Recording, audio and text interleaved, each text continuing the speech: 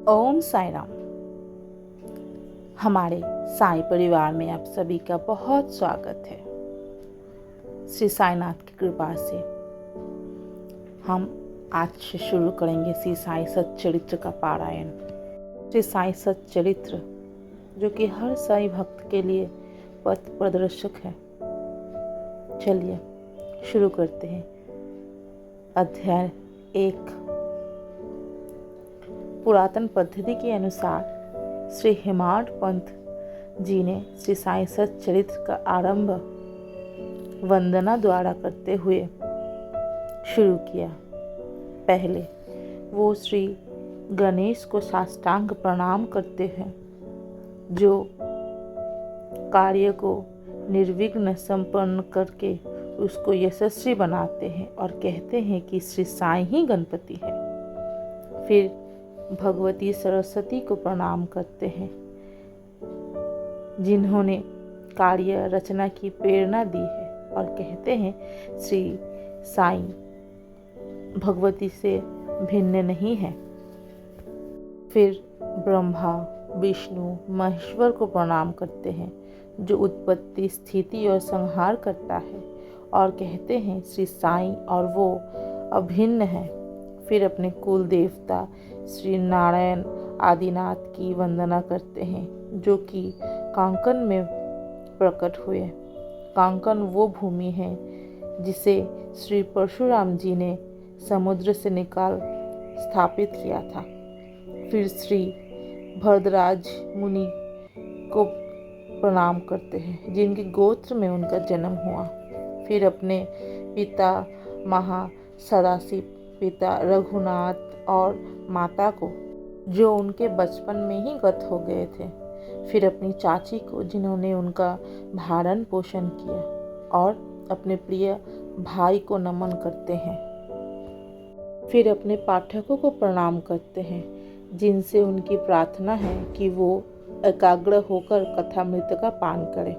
अंत में श्री साई सच्चिदानंद सद्गुरु साईनाथ महाराज को प्रणाम करते हैं, जो कि श्री दत्तात्रेय के अवतार है और उनका आश्रयदाता भी है, और जो ब्रह्म सत्य और जगत मिथ्या का बोध कराकर समस्त प्राणियों में एक ही ब्रह्म है, ब्रह्म की व्याप्ति और अनुभूति कराते हैं।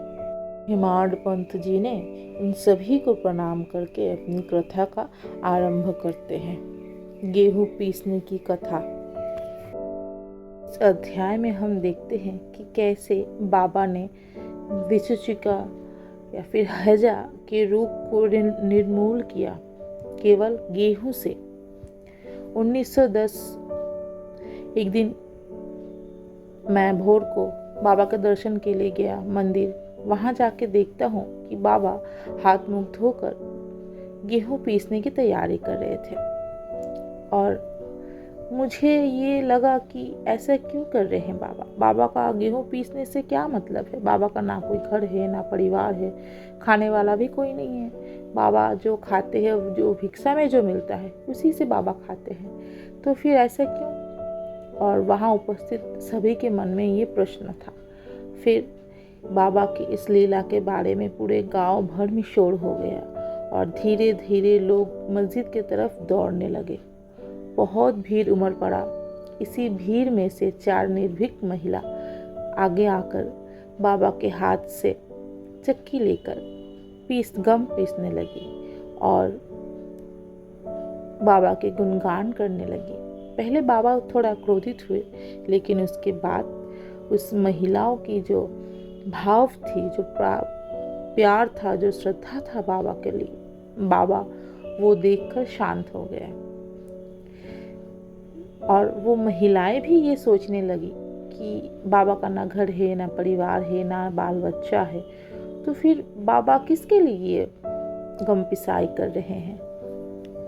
वो लोग सोचने लगी कि बाबा उनके लिए ये कर रहे हैं, उनको देने के लिए ये कर रहे हैं। और फिर वो महिलाएं खुशी खुशी बाबा के गुणगान करते करते पूरा गम, जो गेहूं है, वो उनका पीसना पूरा ख़त्म हो गया।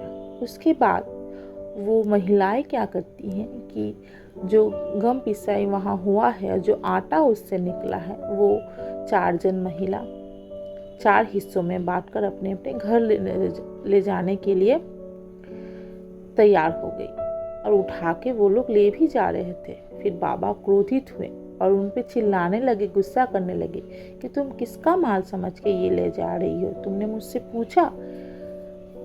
ये जब हुआ उसके बाद बाबा ने उनको कहा कि तुम एक काम करो, ये जो आटा अभी पीसा है, जो आटा अभी मिला है गम पिसाई करके, ये गांव के चारों तरफ फैला दो और मैं ये देखते रहेगा। और मैं शिरडीवासी को इसके बारे में जब मैंने पूछा कि ऐसा क्यों कर रहे हैं बाबा, तो शिरडीवासियों ने मुझे बोला कि गांव में अभी विसूची का यह हैजा का जो रोग है वो प्रकोप बहुत ज़्यादा है और बाबा ने जो अभी पीसा है वो गम नहीं था, वो था विसूची का रोग जो कि बाबा ने पीस कर नष्ट कर दिया। और सचमुच ऐसा हुआ कि जब वो गम शिरडी के जो बॉर्डर लाइन होता है वहाँ जब दिया गया, उसके बाद से जो हैजा का जो विसूचिका का जो प्रकोप था वो एकदम नष्ट हो गया। फिर हेमाड पंत जी कहते हैं कि शिरडीवासी ने जो अभिप्राय लगाया था कि आटा पीस के उन्होंने विसूचिका रोग को निर्मूल किया, वो तो एक प्रकार सही था, लेकिन फिर भी हेमाड पंत जी को ये लगा कि इसका कोई और भी रहस्य हो सकता है, क्योंकि बाबा शिरडी में 60 वर्ष तक रहे हैं और प्राय लगातार आटा पीसने का काम वो रोज़ ही करते थे। तो उनका अभिप्राय शायद मुझे जो लगा, यानी कि हेमाड पंत जी को जो लगा, वो कुछ और ही हो सकता था। पीसने का अभिप्राय गेहूं से नहीं, वो अपने भक्तों के पाप, दुर्भाग्य, मानसिक तथा शारीरिक तोपों से था। उनकी चक्की के 2 पाटों में ऊपर का पाट भक्ति तथा नीचे का कर्म था। चक्की की मुठिया जिसे कर वो पीसते थे वो था ज्ञान। बाबा का दृढ़ विश्वास था कि जब तक मनुष्य के हृदय से प्रवृत्तियां, आसक्ति, घृणा तथा अहंकार नष्ट नहीं हो जाता, जिनका नष्ट होना अत्यंत दुष्कर है, तब तक ज्ञान तथा अनुभूति संभव नहीं है। दास जी ने एक स्त्री को अनाज पीसते देखकर अपने गुरु निपत निरंजन से कहने लगे कि जिस प्रकार इस अनाज के दाने को चक्की में पीसा जा रहा है, उसी प्रकार मैं भवसागर रूपी चक्की में पीसे जाने की यातना यानी कि दुख का अनुभव कर रहा हूँ। कि गुरु ने उनसे कहा, चक्की के केंद्र में जो ज्ञान रूपी दंड है उसको दृढ़ता से पकड़ लो। जिस प्रकार तुम मुझे करते देख रहे हो उससे दूर मत जाओ, बस केंद्र की ओर ही अग्रसर होते जाओ और तब ये निश्चित है कि तुम भवसागर रूपी चक्की से अवश्य ही बच जाओगे। इसी तरह बाबा भी हमसे कहते हैं, हर भक्त से बाबा ये कहते हैं कि हम भी अगर बाबा के कहे हुए रास्ते पर चले, बाबा जो ज्ञान देते हैं उसको समझे और अपने जीवन में हम लोग उसे उतारे और उसी तरह हम अपना जीवन व्यतीत करें, तो हम भी इस भव सागर से पार कर लेंगे। चलिए आज के लिए बस इतना ही, फिर मिलेंगे 2nd चैप्टर के साथ।